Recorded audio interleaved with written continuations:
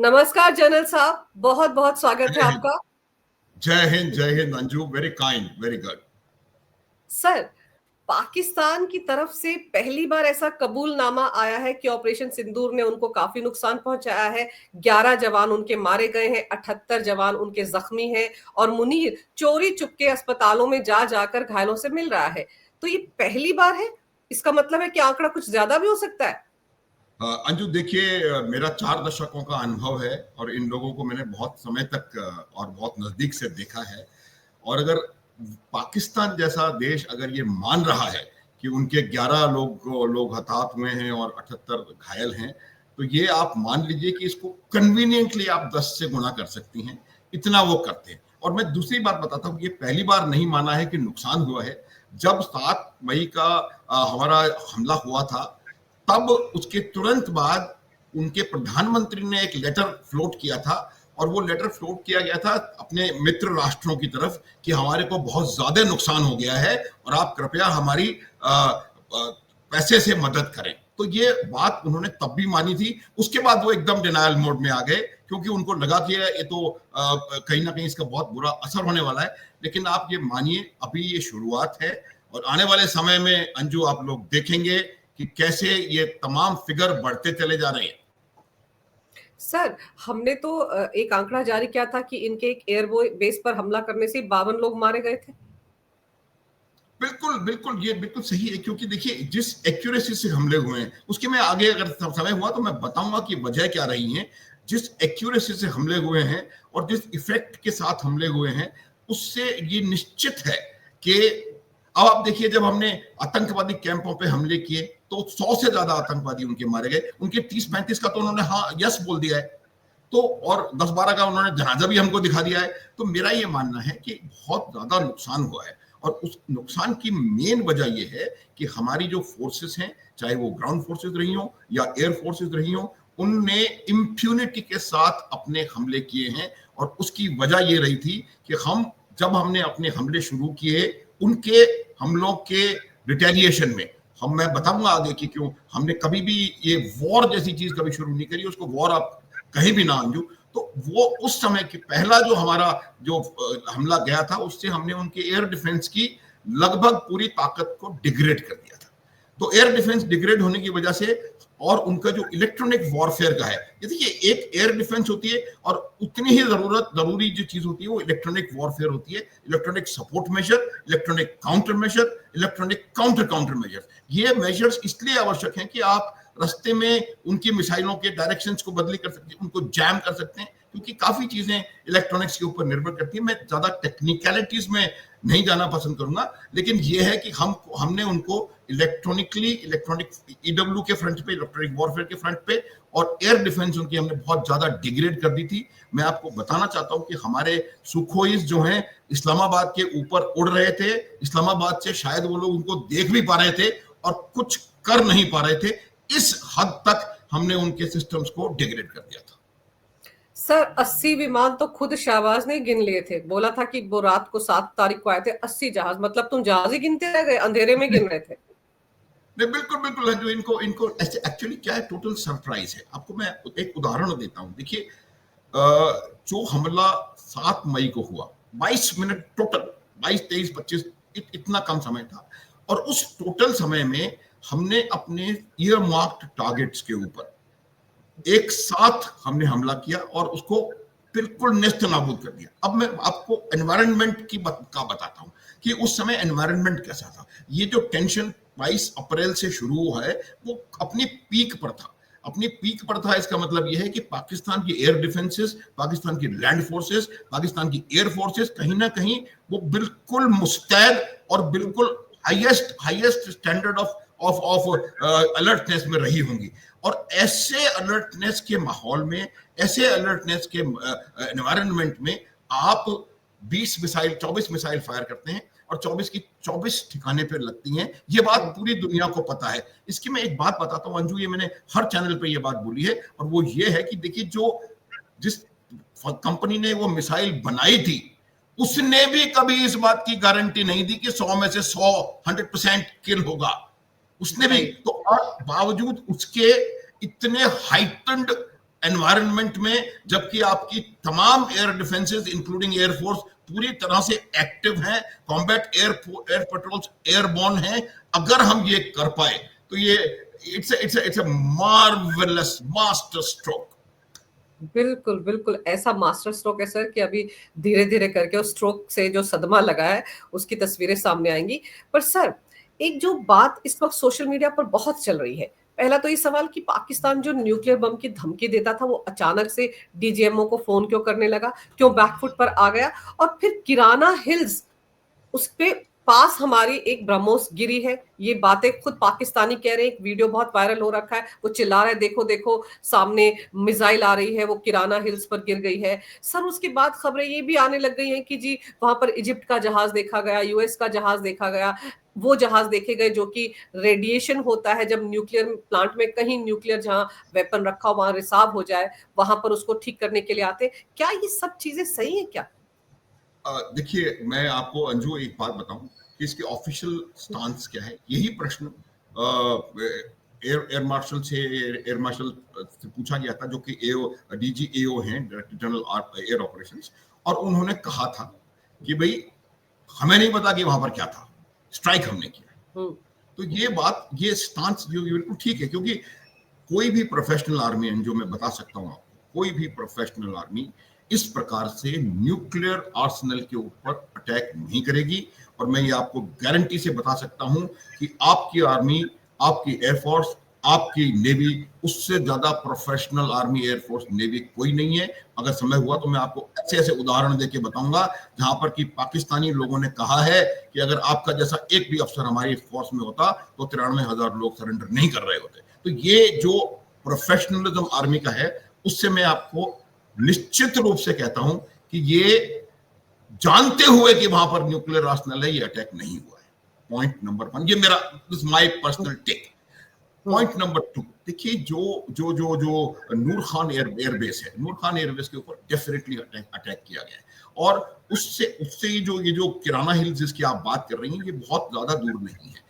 और ये किराना हिल्स में आपको मैं बताना चाहता हूं कि इन लोगों ने इतनी डीप टनल्स बना के रखी हुई हैं जहां पर इन्होंने अपना न्यूक्लियर आर्सेनल रखा है कि, और वो ये टेक्नोलॉजी मैं बता सकता हूं गारंटी से कि ये पाकिस्तान की तो औकात में ही नहीं है। तो ये टेक्नोलॉजी हमास कहीं बाहर से आई है। हमास और है, नहीं नहीं हमास नहीं, की भी हम, वैसे कितनी ये भी चाइनीज टनल्स है, बनाती है। आप भी नहीं कर सकता। ये इतनी जबरदस्त टेक्नोलॉजी है कि कोई भी बम वहां तक पहुंच नहीं सकता। ये मैं इसलिए कह रहा हूं कि वो इसको कहीं ना कहीं से रिलेट करने की कोशिश करेंगे कि आपने नूर खान में हमला किया, आपने सरगोधा में हमला किया, तो उसकी वजह से ये हो गया, वो हो गया।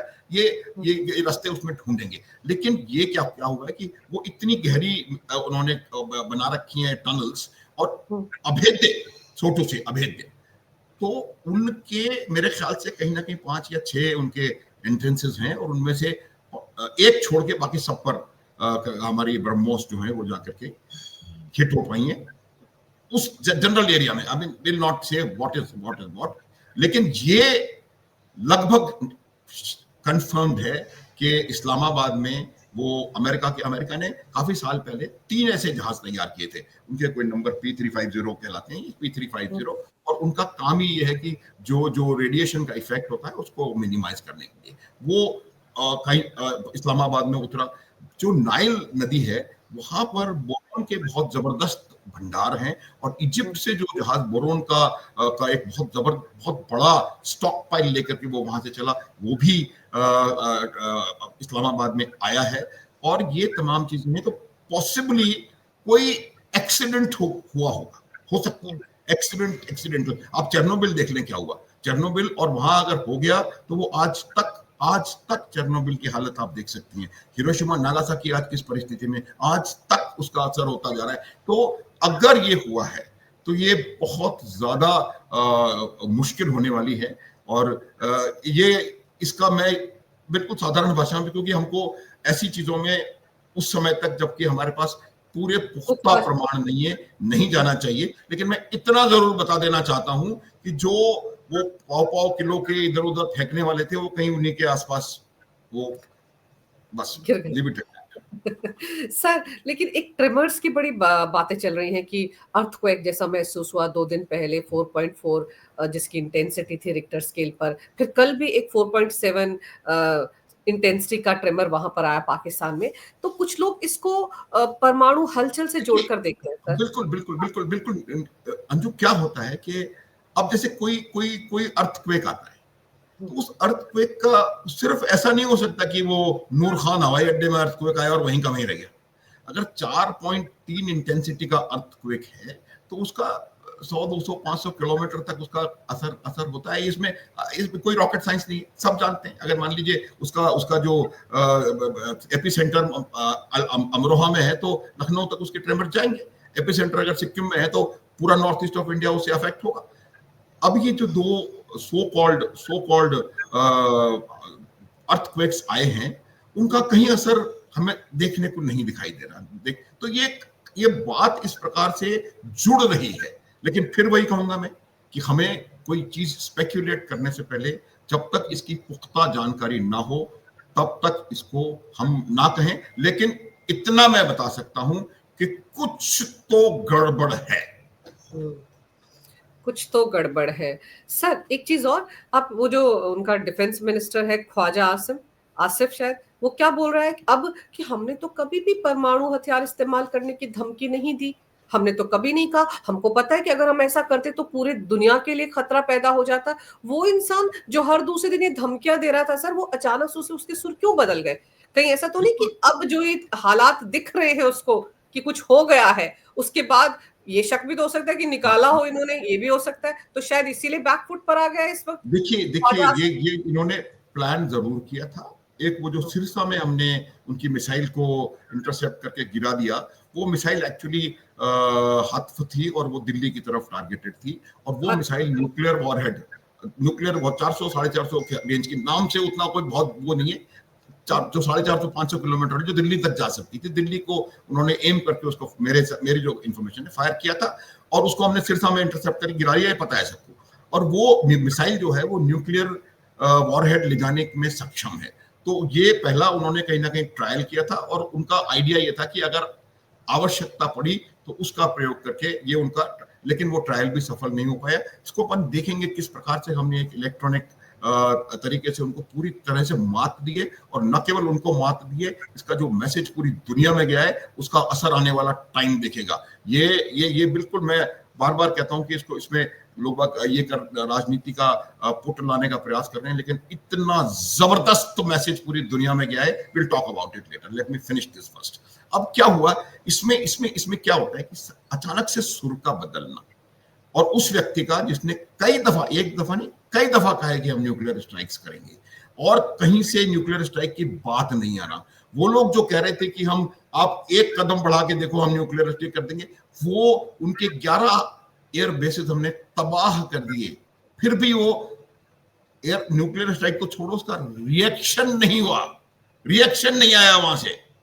तो इससे ये पता पड़ता है, फिर वही मैं कहूंगा कि देयर इज समथिंग, इसको आने दीजिए, समय लगेगा, हफ्ते 10 दिन के बाद पूरी चीज खुल के सामने आएगी।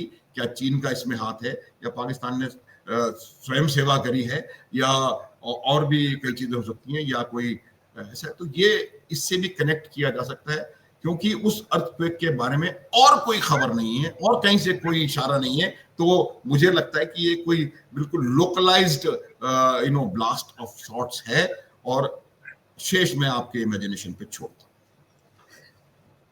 बिल्कुल सर, क्योंकि जैसी जैसी खबरें आती है ना, सोशल मीडिया आपको पता है आजकल किस तरह से एक्टिव रहते हैं, तो बहुत सी तो अफवाहें भी होती हैं। लेकिन मैंने तो एक वीडियो देखा जिसमें कि पाकिस्तान का ही शख्स चिल्ला चिल्ला के कह रहा है किराना हिल्स पे देखिए, ऐसे ट्रेजेक्टरी भी दिखा रहा है, धुआं जो पीछे से चलता है कि ये गिरा दी देखिए। तो इसलिए मुझे लगा कि आप बेहतर तरीके से समझा पाएंगे कि अगर ऐसा है तो क्या है, पर हम वेट कर लेते हैं, 8-10 दिन में सब कुछ सामने आ ही जाएगा। हाँ, ये बिल्कुल आएगा सामने, क्योंकि इसमें मैंने बता दिया आपको कि ये सब चीजें हैं, डॉट्स हैं, इन डॉट्स को सिर्फ कनेक्ट करने की आवश्यकता है। और I wish I can come again once the dots are connected and talk. बिल्कुल सर, बिल्कुल सर, जब डॉट्स कनेक्ट हो जाएंगी तब भी हम आपसे बात करेंगे। सर, एक चीज बताइए, अब जब कल प्रधानमंत्री ने देश को संबोधित किया और बड़े कड़े शब्दों में उन्होंने कह दिया कि बात अगर पाकिस्तान से होगी, आतंकवाद पर होगी और पीओके पर होगी, इसके अलावा किसी और मुद्दे पर बात नहीं होगी। और सीज फायर को लेकर भी डीजीएमओ स्तर के अधिकारियों के बीच में पाकिस्तान और भारत की बातचीत हुई। पर शाम को, आपको याद होगा, कल शाम को ये खबरें, क्या सोशल मीडिया पर वो तस्वीरें आने लगी कि फिर से ड्रोन उड़ा रहा है पाकिस्तान बॉर्डर एरिया में। देखिए अंजू, पाकिस्तान के पास अभी कोई चारा नहीं बचा है। मैंने आपको बताया कि किस तरह से उनको हमने डिग्रेड कर दिया था कि हमारे जहाज इस्लामाबाद के ऊपर उड़ रहे थे, जो कि लोगों को दिखाई दे रहे थे और वो कुछ नहीं कर पाए। तो आप इनके जो ये एक्शंस है ना, ये एक्शंस अपने आप को, अपने पब्लिक को सेटिस्फाई करने के लिए, मुझे लगता है कहीं ना कहीं ये एक्शंस हैं। इनके ऊपर कुछ कोई, अगर ये कोई हमला किसी भी सब्सटेंस का होता, तो जिस प्रकार से हमने उनको कह दिया था कि if you fire we fire, if you stop we stop, अगर ये वैसा हमला होता तो we would have fired at them. कोई इसमें संदेह नहीं है। इसको आप मैं आपको प्रधानमंत्री की स्पीच के बारे में बताता हूँ। मैंने अपने जीवन में इतने हार्ड हिटिंग और इतनी पावरफुल स्पीच कोई देखी नहीं। बहुत ही पावरफुल स्पीच थी, और 2 3 4 जिसके जो मेन टेक अवे, जो जिन चीजों को हम बिल्कुल एक साथ इसमें से निकाल के ला रहे हैं। सबसे इंपॉर्टेंट मैसेज जो गया है पाकिस्तान में कि अब आपकी न्यूक्लियर सेबर रेटलिंग नहीं चलेगी। कुछ भी हो, चाहे उनके कान में कोई खबर आई हो या कुछ भी हो, हमने लेकिन कह दिया आपके पास न्यूक्लियर्स है नहीं है, सही है नहीं है, उससे कोई फर्क नहीं पड़ता। न्यूक्लियर सेबर रेटलिंग नहीं चलेगी, पहली बात।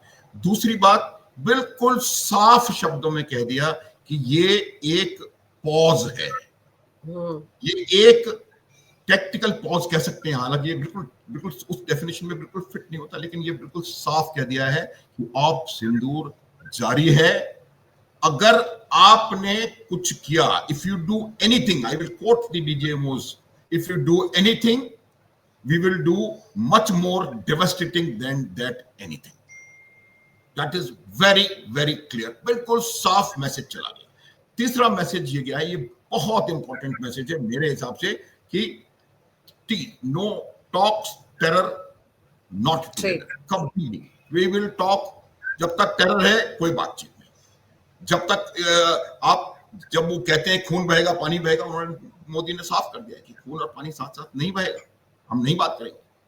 तीसरा जो इंपॉर्टेंट जो मैसेज गया है कि टॉक्स जो होंगी वो डीजीएमओ लेवल पे होंगी, कोई आपस में हम लोग बातचीत नहीं करेंगे। चौथा, और वो मैसेज गया है पूरी दुनिया को कि भारत के अफेयर्स में किसी का भी हस्तक्षेप हमें मंजूर नहीं है, फुल स्टॉप। ये अमेरिका को साफ मैसेज दे दिया गया है। देखिए, ट्रंप साहब की बात हम कर रहे हैं, बार बार उसको हम उठाने की कोशिश कर रहे हैं। मुझे लगता है कि ये बात करने लायक भी नहीं है। ट्रंप के ट्वीट्स जो हैं, उस ट्रंप ने जिस दिन वो टेक ओवर किया था प्रेसिडेंट, कहता है कनाडा हमारा राज्य है, फिर कहता है मैं ग्रीनलैंड को ले लूंगा, फिर कहता है मैं मैक्सिको को ये कर दूंगा, फिर कहता है मैं पनामा को ले लूंगा, फिर कहता है कि मैं गाजा में लड़ाई रुकवा दूंगा, फिर कहता है मैंने पुतिन को बोल दिया वो लड़ाई रोक लेगा। ये तमाम बातें उनका स्टाइल है, वो अपने स्टाइल से अपने काम करते हैं, और इसको मुझे नहीं लगता कि इसमें कुछ सबसे। आपको मैं टाइमिंग बता सकता हूं, डीजीएमओ पाकिस्तान का हमारे डीजीएमओ को 3:35 दोपहर में फोन आया था, और पाकिस्तान मेरे ख्याल से इतिहास में पहली बार उन्होंने किसी से सीज फायर की भीख मांगी है। इसको भी आप उसी डॉट में लगा लें, एक डॉट ये भी वहीं पहुंचा दें। और ये जो उन्होंने कहा, और जो ट्रंप साहब का ट्वीट है उसके 2 या 3 घंटे बाद, ये मेरे को मालूम नहीं कितने पर उसके बाद आया है।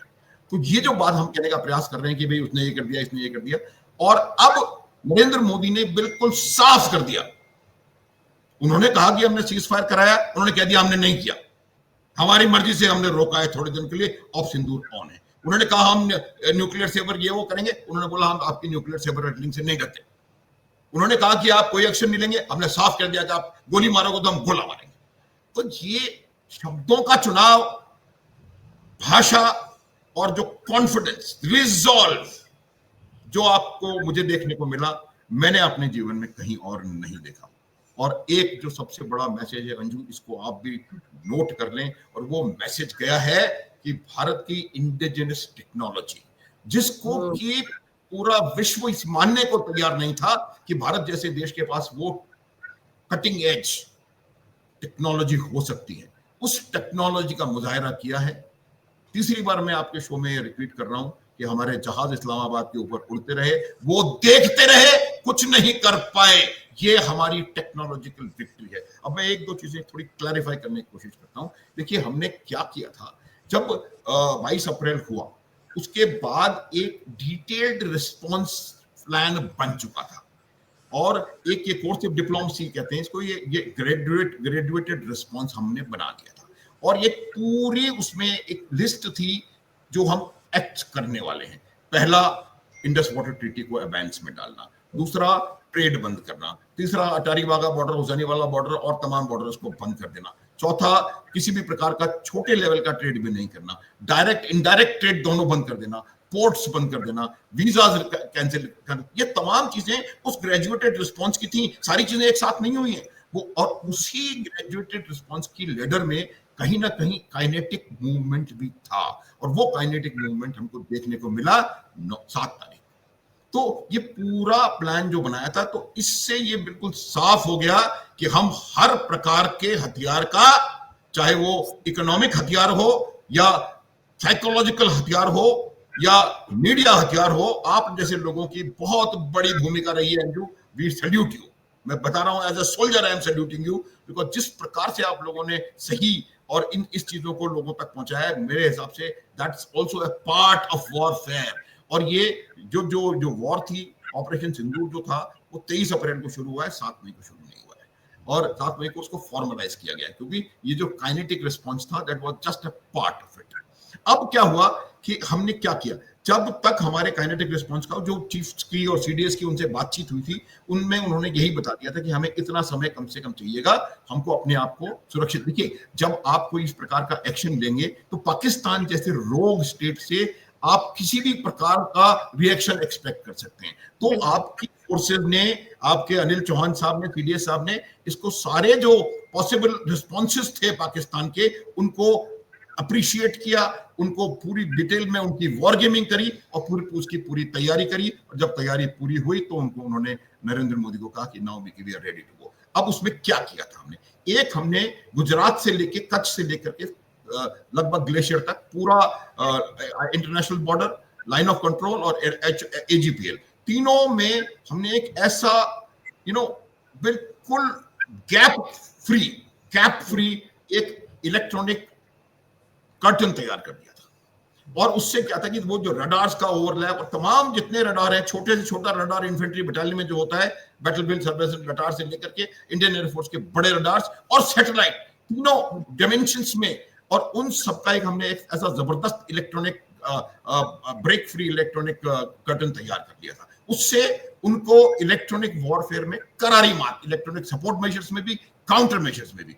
अब ये करने, दूसरा फिर हमने क्या किया कि जितने भी हमारे पास एयर डिफेंस वेपन सिस्टम्स थे, छोटे से छोटा एयर डिफेंस वेपन सिस्टम जो कि इन्फेंट्री बटालियन जो नॉर्मल यूनिट्स हैं उनके पास होता है, वहां से लेकर के Igla shoulder fire short range AD missile systems, फिर L-70s, और जो छोटे छोटे हथियार और पुराने ऐसे सिस्टम्स हैं जो कि दूसरे देशों ने इस्तेमाल करने बंद कर दिए, उनसे हमने उनके ड्रोन गिरा लिए। ये मैं और आगे चल के अपन इसको देखेंगे। फिर हमने, और उसके बाद आकाश तीर, और उसके बाद ये अपना S-400, और फिर एडी एयरक्राफ्ट, ये तमाम चीजों को ऐसा हमने एक इंटीग्रेटेड ग्रिड बनाया कि फिर वो इलेक्ट्रॉनिक फेंस को सपोर्ट करते हुए एक एडी ग्रिड बन गया, कच्छ से लेकर के सियाचिन ग्लेशियर।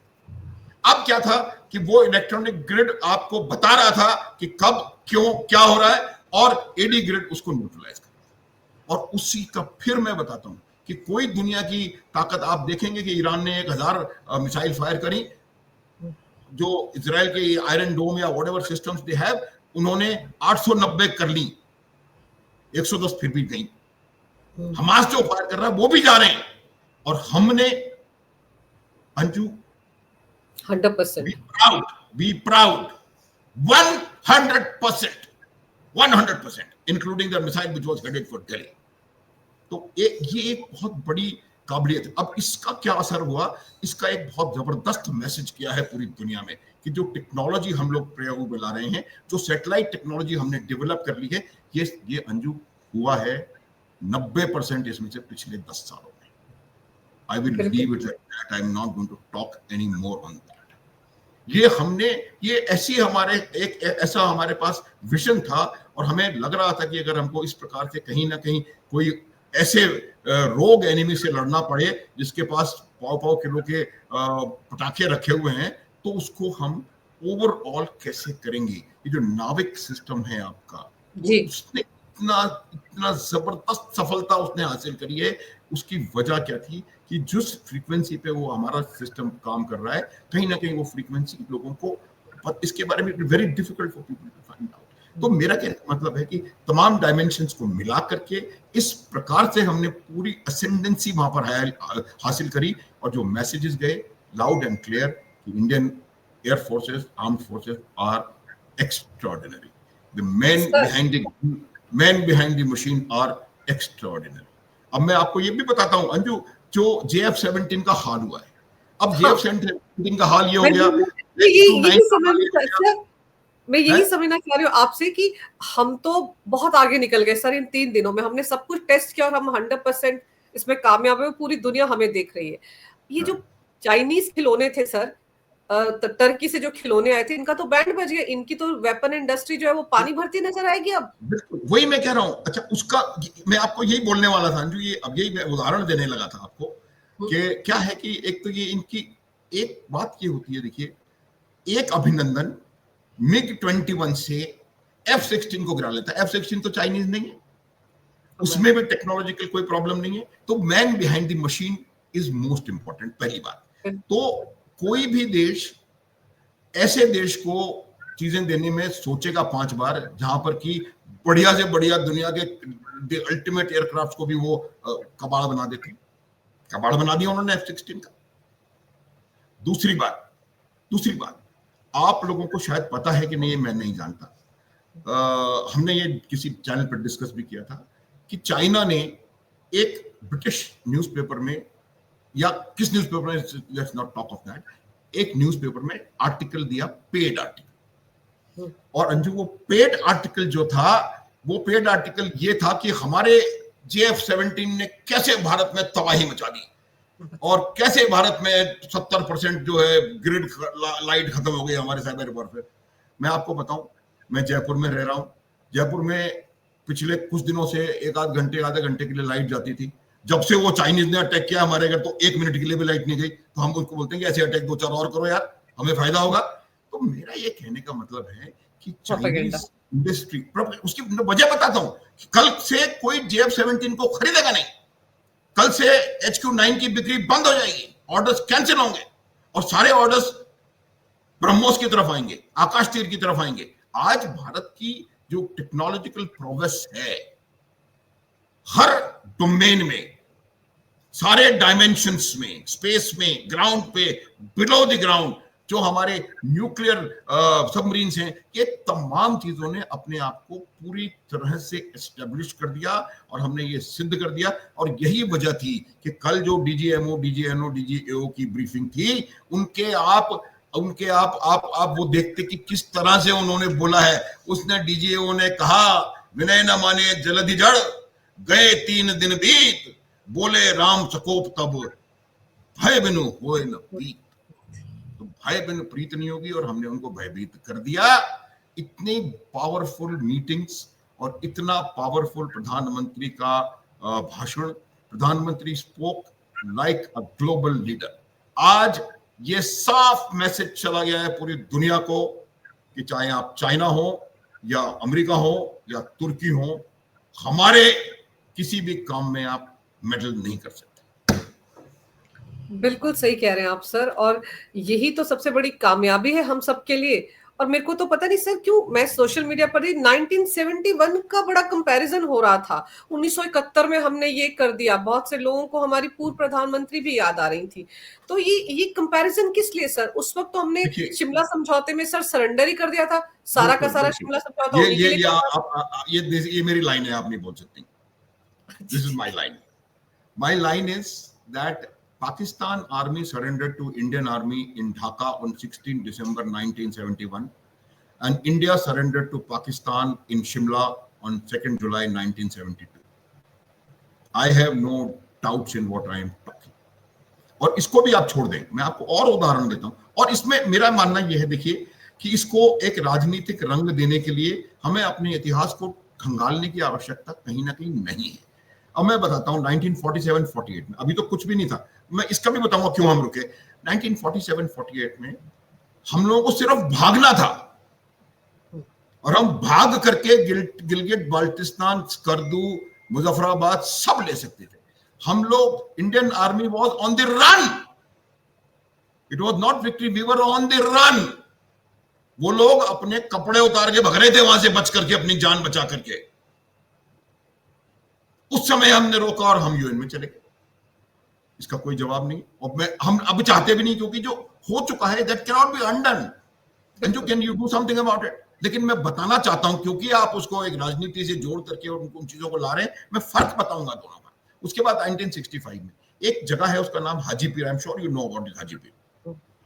हाजीपीर एक पास है, और हाजीपीर अगर आपके पास है तो पुंछ से उड़ी तक का रास्ता सड़क मार्ग से 55 किलोमीटर, और 55 किलोमीटर का अर्थ लगभग 2 घंटे, उस जमाने में 2 घंटे। और अगर हाजीपीर आपके पास नहीं है तो पुंछ से उड़ी का रास्ता 3.5 दिन। पुंछ से आप राजौरी आइए, राजौरी से जम्मू आइए, जम्मू से उधमपुर या रामबन जाइए, रामबन से श्रीनगर जाइए, श्रीनगर से फिर बारामूला जाइए, और फिर आप उड़ी पहुंचिए। और इतना स्ट्रेटेजिकली इंपॉर्टेंट हमने 65 के बाद उनको हैंडओवर कर दिया। सैकड़ों लोग मरे थे हाजीपीर को लेने के लिए, सैकड़ों, क्योंकि उनको पता था हाजीपीर की वैल्यू क्या है। वो वापस कर दिया आपने, कोई जवाब नहीं है इसका।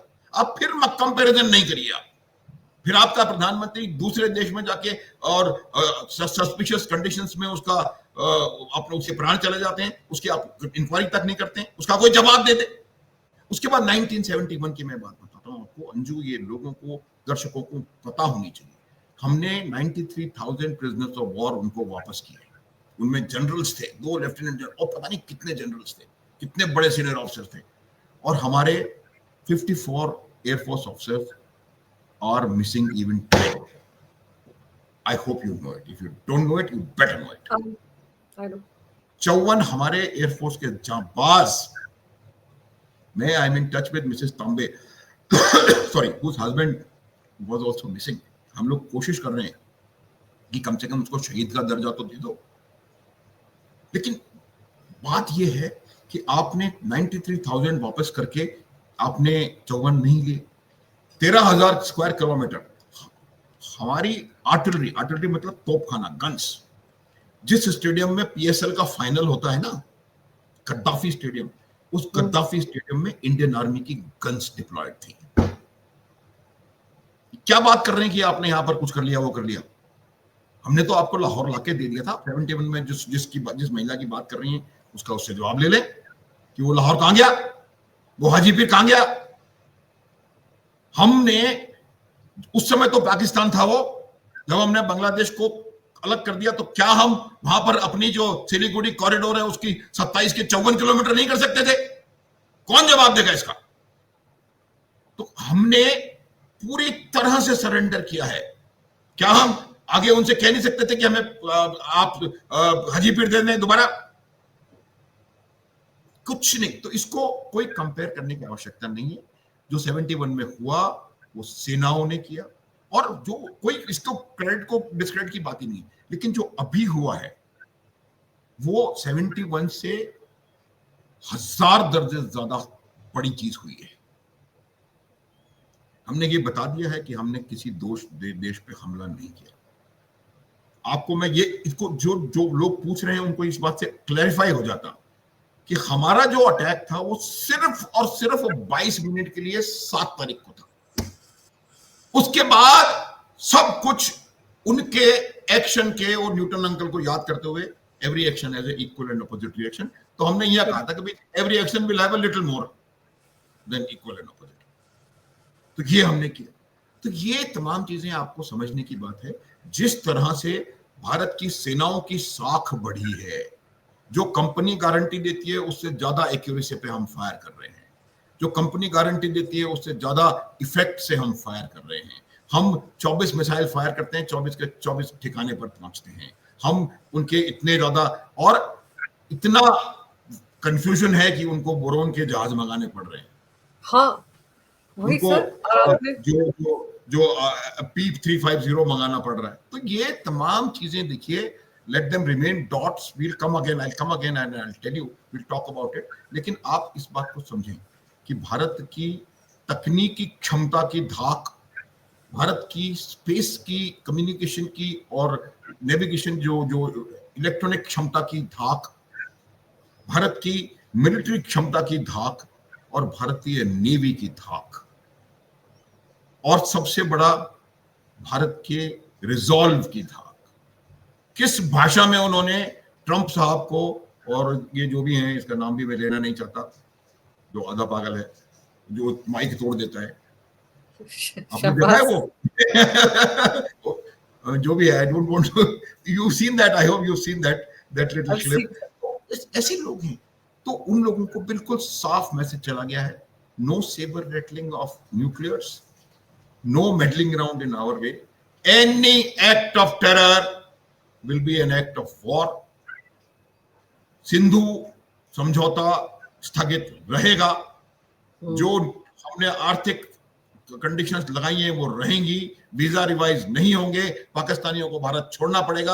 आपकी जो जो यूट्यूबर्स हैं, जो आपकी सोशल मीडिया है, वो बैन रहेगी, और आप हमारे पोर्ट्स का इस्तेमाल नहीं कर सकते। कोई भी फ्लैग, आपका शिप जो कि पाकिस्तान का झंडा लेके आ रहा है, वो फ्लैग उनका, ये तमाम चीजें रहेंगी। ये लोगों को समझना है। ये ताकत है आपके देश की, ये ताकत है नए भारत की, इसमें कोई संदेह ना हो। आप सुन लें आपके डीजीएओ ने क्या कहा, वो कोई राजनीतिज्ञ नहीं है, उसने क्या कहा आप कहीं भी जाके देख लें। जो पिछले 10 सालों में एक सिस्टमेटिक मतलब जो हमें करना है उसको ध्यान में रखते हुए ध्येय बना करके हमने अपनी फोर्सेस का मॉडर्नाइजेशन किया है। बिल्कुल, उसका नतीजा है आज हमने जो 2 डिफेंस कॉरिडोर बनाई हैं, एक तमिलनाडु में और एक उत्तर प्रदेश में। आज हमने ये भी टाइमिंग देखी, ये माइन्यूट डिटेल्स में नुआंसेस हैं। जब जिस दिन आपकी ब्रह्मोस ने पाकिस्तान को दहला दिया, उसके अगले दिन आपका रक्षा मंत्री जाके एक ब्रह्मोस की फैक्ट्री का उद्घाटन करता है। ये मैसेजिंग है अंजू, ये जो चीज है ये भारत की ताकत है, ये नए भारत की ताकत है। ये सिर्फ नया भारत है जो कि जुलाई 23 में मॉस्को जा सकता है, अगस्त 23 में कीव जा सकता है, और उसके बाद फ्रांस जा सकता है, और उसके बाद अमेरिका जा सकता है, और कुछ उसको नहीं होता। ये वही अकेला भारत है जो ईरान से तेल ले सकता है, रूस से जो मन में आए खरीद सकता है, फ्रांस से राफेल ले सकता है, अमेरिका से चिनूक ले सकता है, इजराइल से जीपीएस सिस्टम ले सकता है, और फिर भी कोई इसको कुछ नहीं कह सकता। जो हमने 71 में किया था, उसके बाद इतने सैंक्शंस आपको लगे थे कि आपको पता नहीं कि आप कहां जा रहे हैं। ये इसका 71 से कोई मुकाबला हो ही नहीं सकता। बिल्कुल। ये जो फार रीचिंग इफेक्ट्स हैं अंजू, ये आप समझिए, एक बहुत बड़ा मैसेज पूरे विश्व को गया है जी कि Bharat means absolute matter of fact. कोई हमारे साथ छेड़छाड़ नहीं। बिल्कुल सर। हमारे प्रधानमंत्री ने भी तो कहा ना, ये नए नॉर्मल है। अब एक नया युग शुरू हो गया है और भारत अपने तरीके से चल रहा है। वो अंकल सैम को भी मैसेज चला गया कि आपने कोई सीज फायर नहीं करा है, हमने अपनी मर्जी से उसको थोड़े दिन के लिए स्थगित किया है, और ऑपरेशन सिंधु तो जारी है। सर, अब कहते हैं ना कि बात निकली है तो दूर तक जाएगी। अब पूरी दुनिया में ये जा रहा है कि भारत ने कैसे ठोका है पाकिस्तान को, और धीरे धीरे करके पाकिस्तान भी अपने जख्म दिखाने की कोशिश करेगा। लेकिन किराना हिल्स में जो कुछ हुआ है वो बहुत कुछ बयां कर रहा है। डॉट्स जुड़ रहे हैं, जैसे डॉट्स जुड़कर एक पूरी तस्वीर आ जाएगी मैं फिर आपसे बात करूंगी। लेकिन आज आपने समय निकाला, बहुत ही विस्तार से तमाम जानकारी मेरे दर्शकों को दी। सर, आपका बहुत बहुत धन्यवाद। नमस्कार। भारत माता की वंदे मातरम। जय हिंद।